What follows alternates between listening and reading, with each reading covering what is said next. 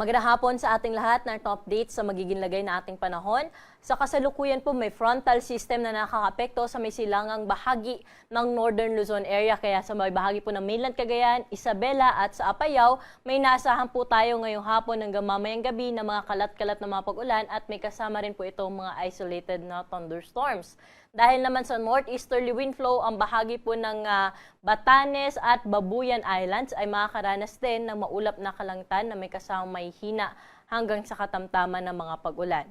Pero dito sa atin sa Metro Manila, pati na rin sa ibang bahagi ng ating kapuluan, easterlies po o yung mainit na hangin mula sa karagatang Pasipiko yung nakakaapekto. Kaya po, mainit at maalinsang na panahon yung naranasan natin kanina at ngayong hapon hanggang mamayang gabi ay posible yung mga panandali ang buhos ng pag-ulan dala nga nitong easterlies.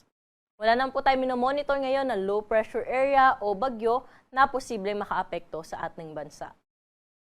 Para sa magiging lagay nating panahon bukas, inaasahan na ang frontal system makakaapekto pa rin sa may mainland Cagayan, sa may Apayao area, kaya po maulap na kalangitan pa rin ang inaasahan natin dyan bukas na may kasamang mga pag-ulan.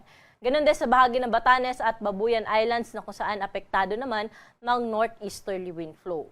Pero dito sa atin sa Metro Manila, pati na rin sa ibang bahagi pa ng Luzon, maaliwalas na panahon ang inaasahan natin bukas, mainit sa dakong tanghali at pagsapit ng hapon at gabi naman, may mga tsansa pa rin po tayo ng mga panandali ang buhos ng pag-ulan, dala ito ng easterlies. Kaya po kung tayo ay lalabas ng ating mga tahanan bukas, huwag pa rin kalimutan magdala ng payong, pananggalang na rin po ito sa mainit na panahon sa tanghali at sa dagli ang pag-ulan sa hapon at sa gabi. Naglalabas din po tayo ng mga thunderstorm advisories na pinopost natin sa ating social media accounts pati na rin sa ating website. Temperatura natin bukas dito sa Metro Manila ay mula 24 to 34 degrees Celsius, Baguio City 17 to 26 degrees at sa Tagaytay 23 to 32 degrees Celsius. May kainitan naman sa Lawag na aabot sa 34 degrees ang maximum temperature bukas, 33 degrees sa Tuguegarao at 25 to 32 degrees naman sa bahagi ng Legazpi City. Dumako na po tayo sa Calayan at Puerto Princesa Islands kung saan aabot sa 32 hanggang 33 degrees ang maximum temperature. Sa mga kababayan naman po natin sa Visayas, pati na rin sa Mindanao, wala tayong naasahan na weather system na magdudulot ng malawakang mga pag-ulan. Kaya po, patuloy sila mga karanas ng maaliwala sa panahon, lalo na sa umaga hanggang tanghali.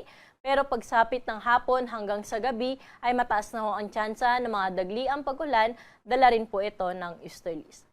Temperatura natin bukas sa may bahagi ng Iloilo at Tacloban ay 24 to 32 degrees Celsius, Metro Cebu ay 25 to 32 degrees Celsius. Ganun din sa bahagi ng Cagayan de Oro. Pero sa may Zamboanga at sa Metro Davao aabot sa 33 degrees ang maximum temperature. Sa mga kababayan naman po natin na maglalayag, wala pa rin po tayong gale warning na nakataas sa anumang baybayin ng ating karagatan. Ngunit pinag-iingat pa rin po natin yung ating mga kababayan na maglalayag sa may baybayin ng Northern Luzon dahil posible pa rin dyan yung moderate to rough na sea condition. Pero sa nalalabing baybayin ng ating karagatan, magiging banayad hanggang sa katamtaman lamang ang mga pag-alon.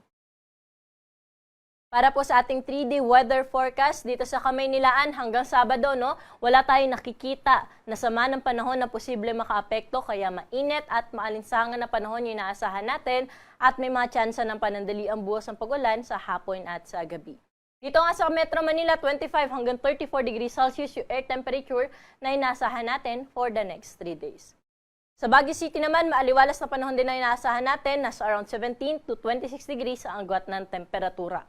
Sa Legazpi City, bagamat maaliwalas ang panahon dyan sa umaga hanggang tanghali, pero dahil nga po nasa eastern section ito, ay makakaranas po ito ng mga pag-ulan, lalo na sa hapon at gabi, dala po ito ng easterlies. 25 to 32 degrees agwat ng temperatura sa Legazpi City hanggang Sabado. Dumako naman tayo sa mga pangunahing syudad sa Kabisayaan. Metro Cebu, Iloilo at Tacloban ay generally maaliwalas sa panahon na inaasahan sa susunod na 3 araw. Kung may mga pag-ulan man po silang maranasan, panandalian lamang po ito sa hapon at sa gabi. Sa bahagi naman po ng Mindanao, particular na sa Metro Davao, Cagayan de Oro at Zamboanga City, Thursday hanggang Friday, wala po tayong naasahan na malawakang mga pag-ulan. Ngunit kung makikita po natin, pagdating ng Sabado sa Metro Davao, magiging maulap po ang kanilang kalangitan at may kalat-kalat na mga pag-ulan. Ganun din pagdating po ng Sabado, ang Cagayan de Oro at Zamboanga City ay mataas ang tsansa ng mga pag-ulan lalo na sa hapon at sa gabi. Ang araw po natin dito sa Kamaynilaan ay lulubog sa 6:08 ng gabi at muli itong sisikat bukas ng 5:51 ng umaga. Para sa karagdagang impormasyon ukol sa lagay nating panahon, mangyaring i-like at i-follow kami sa aming social media account sa DOST_Pag-asa at bisitahin ang aming website sa pag-asa.dost.gov.ph. At yan po yung latest dito sa Weather Forecasting Center. Ako si Ana Cloren Horda. Magandang hapon po.